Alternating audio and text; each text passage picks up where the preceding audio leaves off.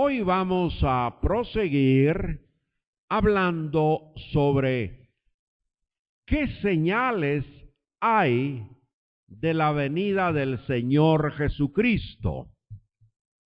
Al final del estudio de la semana pasada, algunos dijeron que bueno que el hermano esté enseñando ese tema porque se escuchan tantas cosas por todos lados sobre la venida del Señor Jesucristo. Ya hemos mencionado que algunos han profetizado que Jesús vendría y no pasó absolutamente nada.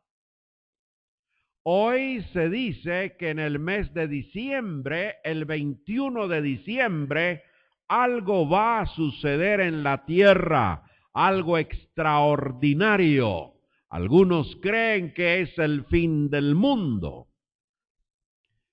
En las principales entradas a la ciudad capital me encontré una fotografía gigante donde un hombre se hace llamar Dios. Él dice que es Dios mismo y ha anunciado a todos sus seguidores que el 30 de junio, este 30 de junio, su cuerpo será glorificado semejante al de Cristo Jesús. Y están haciendo publicidad por todos lados que este 30 de junio algo sucederá. Ahora nosotros, como buenos estudiantes de la profecía, o como se le conoce de la escatología bíblica, así se llama, escatología, eventos futuros. Nuestro manual, mis amados hermanos, es la palabra de Dios. La que nos guía y la que nos orienta es la palabra de Dios. No nos salgamos de la palabra de Dios. Claro que hay enseñanzas bastante difíciles y hombres de Dios, hombres que se dedican a estudiar la palabra con sinceridad, pues tienen sus dudas en cuanto a profecías, y es lógico porque son profecías muchas veces difíciles. En el Antiguo Testamento se habló del Mesías. Los profetas Isaías, Jeremías, Ezequiel, Ageo, Zacarías hablaron del Mesías. Y el pueblo de Israel construyó un hermosísimo templo, el rey Salomón. Y Dios mismo dijo que Él habitaría, que Él viviría y que Él se manifestaría ahí en el lugar santísimo, en el templo. Y el judío creció creyendo que un día no muy lejano, el propio Mesías haría su aparición y que él se trasladaría a residir y a vivir en el templo construido en Jerusalén. Y cuando Nabucodonosor destruyó el templo de Jerusalén, y cuando más de 50,000 judíos regresaron de Babilonia a Jerusalén, regresaron con la idea de reconstruir el templo, y echaron los cimientos, pero luego ante la oposición de los enemigos, ellos suspendieron la construcción y pasaron más de 15 años con la obra parada. Y surge Ageo y Zacarías diciéndoles al pueblo judío: mediten bien sobre sus caminos, mediten bien sobre lo que están haciendo. Se han olvidado de Dios, y por haberse olvidado de Dios, no hay cosecha, hay hambre, hay escasez, hay falta de ropa, etcétera, etcétera. Y dice que el pueblo escuchó al profeta Ageo y Zacarías y reiniciaron la reconstrucción del templo. Y cuando reiniciaron la construcción del templo, recibieron la profecía de Ageo: ánimo, ánimo, reconstruyan, porque el esplendor del templo del futuro será mayor que el que ustedes están viendo, refiriéndose a un templo en el futuro. Ahora, ¿qué pasó con el templo en Jerusalén? En el año 70 ya de la era cristiana, en el año 70, Roma invadió a los judíos y el general Tito destruyó totalmente el templo. Quedó piedra sobre piedra. Y la profecía dada por el Señor Jesucristo se cumplió. Vaya conmigo al capítulo 24 del libro de Mateo. Aquí el Señor Jesús le dice al pueblo de Israel: yo les mandé profetas, yo les mandé hombres que les hablaran del amor de Dios.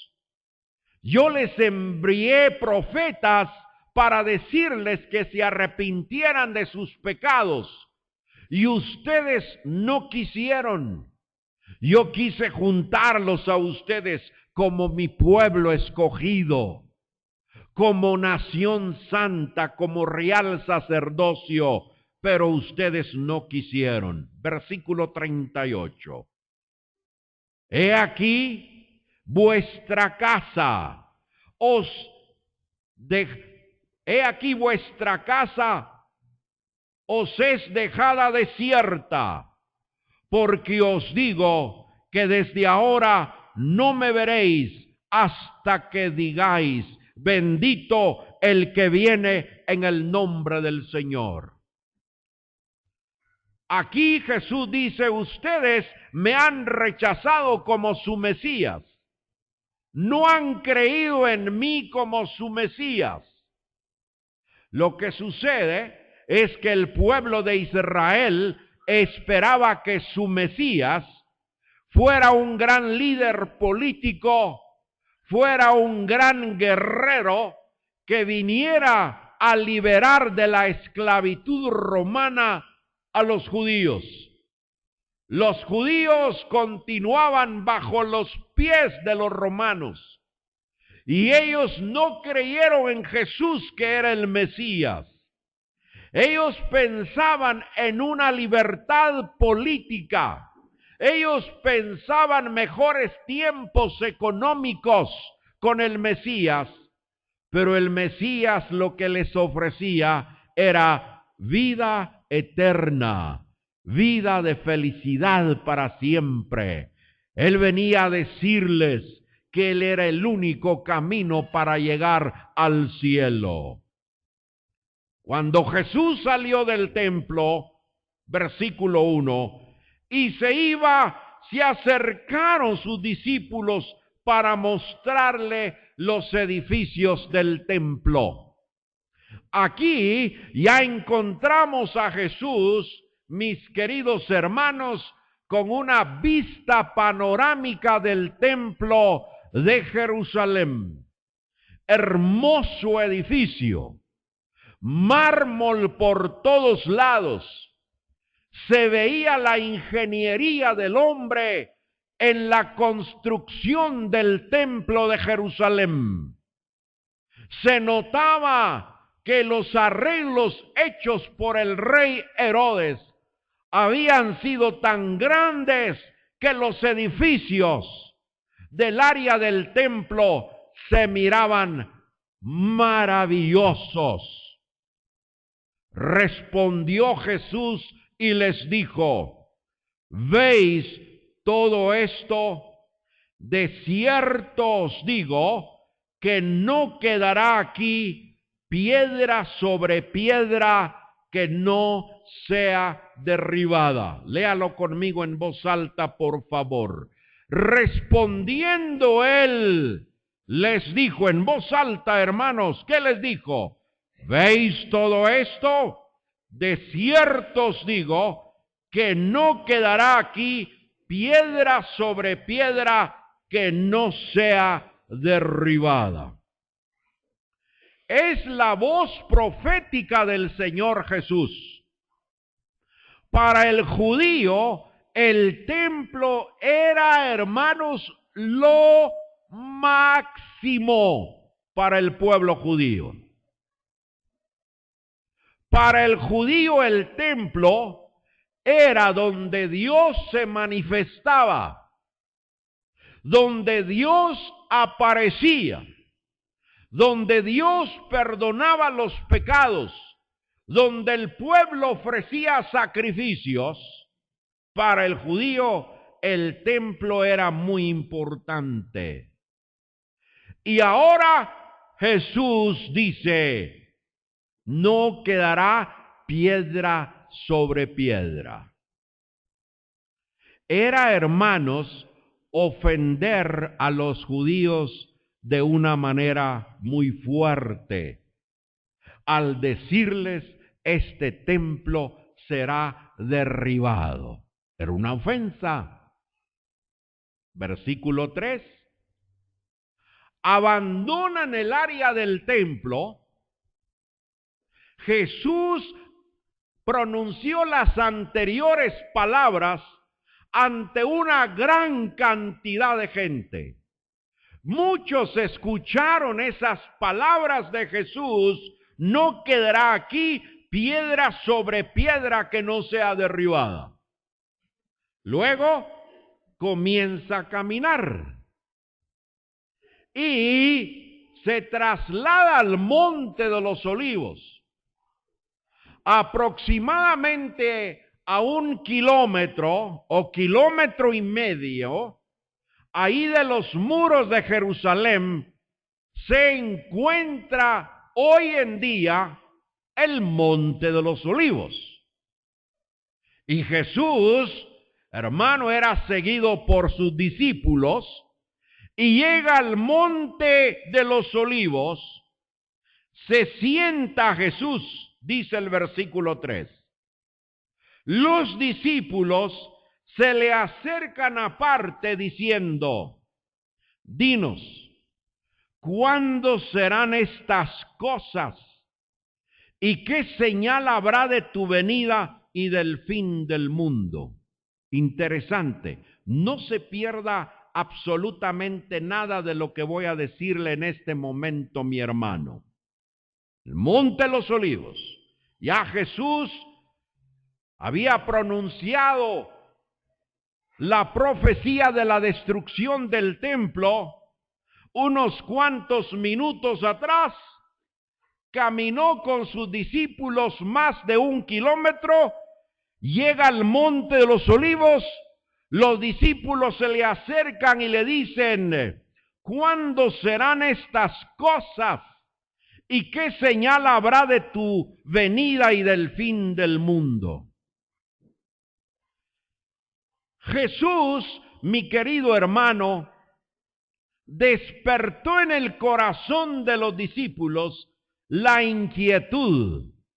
A los discípulos les dejó inquietos lo que Jesús había dicho: no quedará piedra sobre piedra.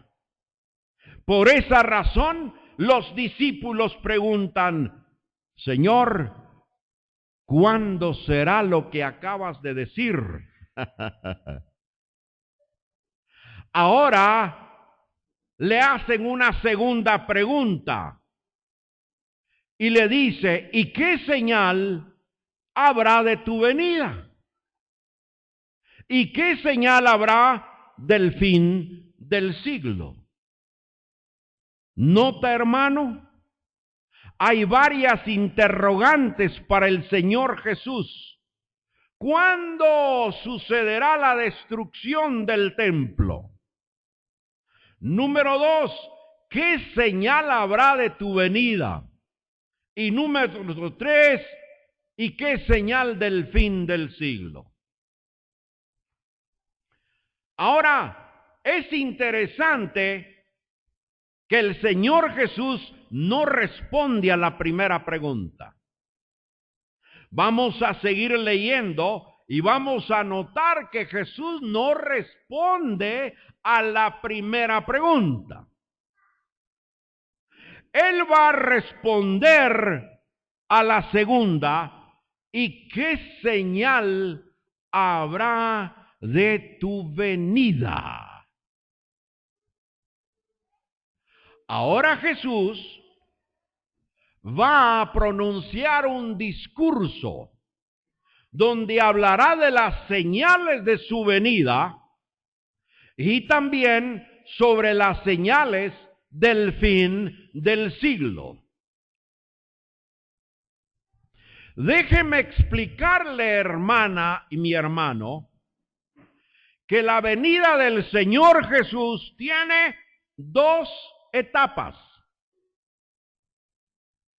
Las primeras señales tendrán que darse antes del arrebatamiento de la iglesia. Es decir, que cuando Jesús habla de su segunda venida, en este pasaje y también en segunda de Tesalonicenses el capítulo 2 y en segunda de Timoteo capítulo 3, Jesús va a enseñarnos de las señales, va a decirnos qué señales habrá antes de que Él llegue directamente a la tierra a poner sus pies una vez más en el monte de los olivos. Esa será su segunda señal corporal, con cuerpo, alma y espíritu de Jesucristo, cuando descienda del cielo y se pare en el monte de los olivos. Y también hay señales cuando Él descienda del cielo y se quede en las nubes. Y ahí se va a quedar. La primera etapa de la segunda señal es que Él desciende del cielo y se queda en las nubes. ¿Y quiénes están con Él en las nubes? Hermanos, está su gran ejército, sus ángeles, millones y millones de ángeles en el cielo.